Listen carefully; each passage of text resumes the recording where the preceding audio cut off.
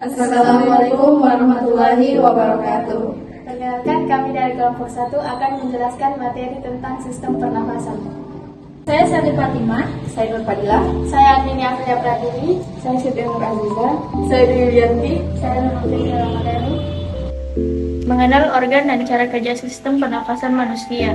Rata-rata manusia bernafas sekitar 17-30 ribu kali per hari. Nah, untuk bisa bernafas dengan baik, manusia perlu didukung dengan sistem pernafasan yang sehat. Selain mengandalkan hidung dan paru-paru untuk bernafas, ada beragam organ dan jaringan lain yang berperan sama pentingnya dalam sistem pernafasan. Apa saja? Yang pertama, hidung. Hidung adalah gerbang utama keluar masuknya udara setiap kali Anda bernafas. Dinding dalam hidung ditumbuhi rambut-rambut halus yang berfungsi menyaring kotoran dari udara yang Anda hirup. Sinus. Sinus adalah rongga udara di tulang tengkorak. Rongga ini terletak di masing-masing kedua sisi hidung, dekat tulang pipi, di belakang tulang hidung, di antara mata, dan di tengah dahi. Dalam sistem pernafasan manusia, sinus berfungsi membantu mengatur suhu dan kelembapan udara yang Anda hirup dari hidung. Yang ketiga, adenoid. Adenoid adalah jaringan kelenjar getah bening yang ada di tenggorokan. Di dalam adenoid terdapat simpul sel dan pembuluh darah penghubung yang membawa cairan ke seluruh tubuh. Adenoid membantu Anda melawan infeksi dengan menyaring benda asing seperti kuman dan memproduksi sel limfosit untuk membunuhnya.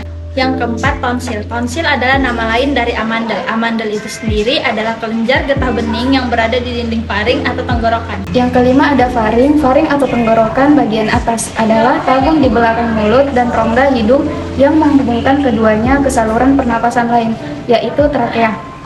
Yang keenam ada epiglotis. Epiglotis adalah lipatan tulang rawan berbentuk daun yang terletak di belakang lidah di atas laring atau kotak suara. Selama bernafas, epiglotis akan terbuka untuk memungkinkan udara masuk ke laring menuju paru-paru.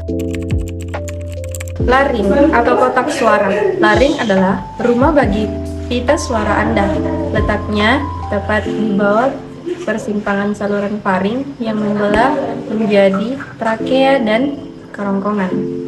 Yang kedua, trakea atau batang tenggorokan. Trakea adalah bagian terpadu dari jalur nafas dan memiliki fungsi vital untuk mengalirkan udara dari dan menuju paru-paru untuk pernapasan. Yang ketiga ada tulang rusuk. Tulang rusuk adalah tulang yang menopang rongga dada dan melindungi organ dalam dada, seperti jantung dan paru-paru dari benturan atau goncangan.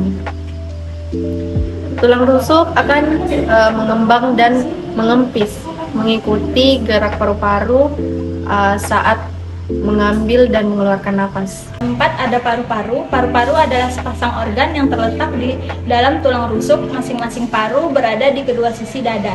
Peran utama paru-paru dalam sistem pernapasan adalah menampung udara beroksigen yang kita hirup dari hidung dan mengalirkan oksigen tersebut ke pembuluh darah untuk disebarkan ke seluruh tubuh. Bronkiolus. Bronkiolus adalah cabang dari bronkus yang berfungsi untuk menyalurkan udara dari bronkus ke alveolus. Selain itu, bronkiolus juga berfungsi untuk mengontrol jumlah udara yang masuk dan keluar saat proses bernafas berlangsung. Yang kelima ada pleura.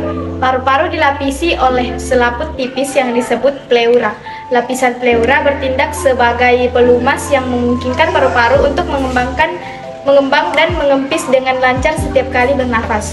Lapisan pleura juga memisahkan paru-paru dari dinding dada Anda. Diafragma. Diafragma adalah dinding otot kuat yang memisahkan rongga dada dari rongga perut.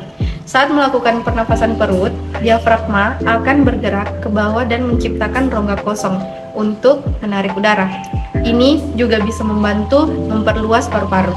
7 ada alveoli. Alveoli atau alveolus adalah kantung-kantung kecil dalam paru-paru yang terletak di ujung bronkiolus. Dalam sistem pernapasan, alveolu berfungsi sebagai tempat pertukaran oksigen dan karbon dioksida. Tabung bronkial. Pada tabung bronkial paru-paru ada silia berupa rambut-rambut kecil yang bergerak seperti gelombang. Gerakan gelombang silia akan membawa mukus, dahak, lendir atau cairan ke atas hingga keluar tenggorokan. Silia juga ada di dalam lubang hidung.